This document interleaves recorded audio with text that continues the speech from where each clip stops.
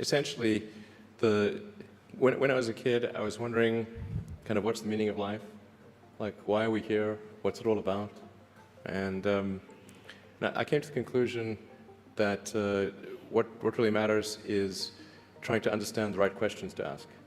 And the more that we can increase the scope and scale of human consciousness, the better we are able to ask these questions.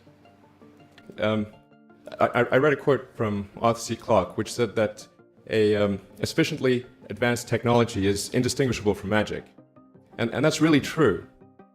If you go back, say, 300 years, the things that we take for granted today would be, you'd be burned at the stake for. Being able to fly, that's crazy. Being able to see over long distances, being able to communicate, having effectively, with the internet, a group mind of sorts, and having access to all the world's information instantly from almost anywhere on the earth. This is stuff that really would be magic, or would be considered magic in times past. I came to the conclusion that if we can advance the knowledge of the world, if we can do things that expand the scope and scale of consciousness, then we're better able to ask the right questions and become more enlightened, and that's really the only way forward. It's important to teach problem solving, or teach to the problem, not to the tools. So this would be like, let's say you're trying to teach people about how engines work, or you could start by a more traditional approach would be to say, well, we're going to teach you all about screwdrivers and wrenches, and you're going to have a course on screwdrivers, a course on wrenches, and all these things. And this is a very difficult way to do it. A much better way would be like, here's the engine, now let's take it apart. How are we going to take it apart? Oh, you need a screwdriver. That's what the screwdriver is for. You need a wrench. That's what the wrench is for. And then a very important thing happens, which is that the relevance of the tools becomes apparent.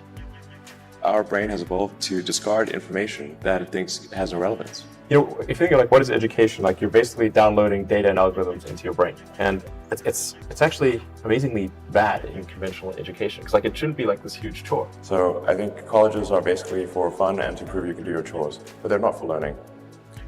You don't need college to learn stuff. Okay, everything is available basically for free. You can learn anything you want for free. It is not a question of learning. There is a value that colleges have, which is like, seeing whether can somebody work hard at something, including a bunch of sort of annoying homework assignments, and still do their homework assignments, and kind of soldier through and get it done. That's like the main value of college. And then also, if you probably want to hang around with a bunch of people your own age for a while instead of going right into the workforce. So I think colleges are basically for fun and to prove you can do your chores, but they're not for learning. Generally, you want education to be like as close to a video game as possible, like a good video game. Like, you do not need to tell your kid to play video games. They will play video games on autopilot all day. So if you can make it interactive and engaging, then you can make education far more compelling and far easier to do. So you really want to disconnect the whole grade level thing from the subjects. Allow people to progress at the fastest pace that they can or are interested in each subject. It seems like a really obvious thing. I think like most teaching today is a lot like vaudeville, where and as a result, it's just not that compelling. It's like somebody's standing up there and lecturing to you, and they've done the same lecture several years in a row. They're not necessarily all that engaged or in doing it. If you think of like, what is education? Like, you're basically downloading data and algorithms into your brain, and it's actually amazingly bad in conventional education, because like, it shouldn't be like this huge chore. Like, the more you can gamify the process of learning, the better. Like, for my kids, I do not have to encourage them to play video games. Yeah. Okay, yeah. I have to like pry them from their hands, like crack. Yes. Like, drop that crack needle. In fact, I think a lot of things people learn are probably, there's no point in learning them, because they never use them in the future. Well, you have to say, like, people, I think, don't stand back and say, well, why are we teaching people these things? And we should tell them probably why we're teaching these things, because a lot of kids are just in school kind of puzzled as to why they're there. And I think if you can explain the why of things, then that makes a huge difference to people's motivation. Yeah. Then they understand purpose. Yeah. So I think that's pretty important, and just make it entertaining. But I think just in general, like conventional education should be massively overhauled. I'm sure you very much agree with that. But well, people do not think critically enough. I mean, there's critical thinking is a skill in short supply, where people take too many things as they assume too many things to be true without sufficient basis in that belief. So it's very important that people closely analyze what is supposed to be true and try to build up. Try to say let's analyze things from first principles, not by analogy or not by convention. If you assume things are true by convention, which is actually what most people do, then it's difficult to gain insight into how things can be bettered.